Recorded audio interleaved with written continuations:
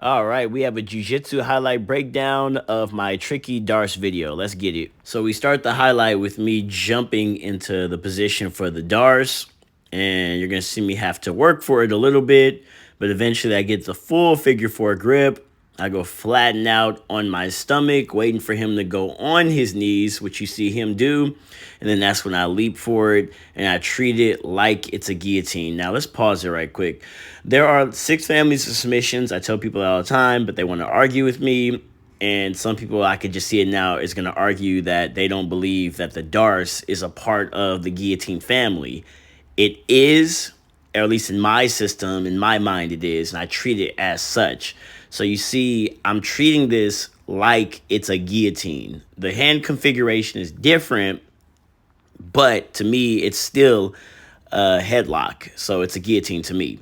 So this is the very basis of me explaining this breakdown to you. So I thought I had my highlight for the day. I was going to work for something else, but then my training partner begins to do exactly what I did.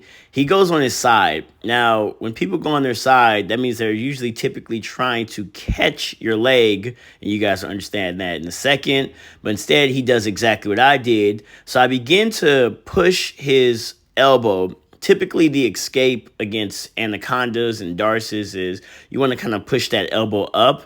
And when I do that, he captures my hand. And at that moment, I was like, oh, this is my move. And I don't know how to get out of this.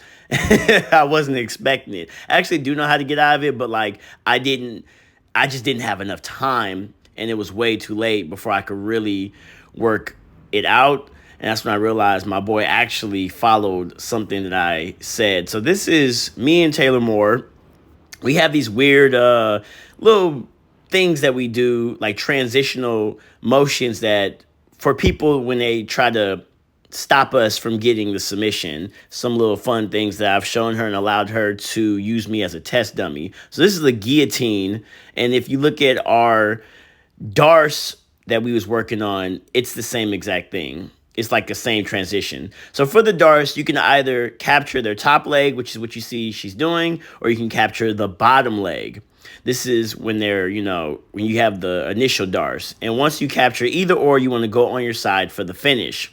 Now, if people run away from you and they don't allow you to capture their top or their bottom leg, you're going to see, this is something I give my coach Scott Epstein credit for. He showed me this one. When they won't allow you to capture their legs and they're running from you, you want to go flat down. You want to go flat right here, use your chest, and that right there would get you the submission. And then they would do is they'll go on their knees.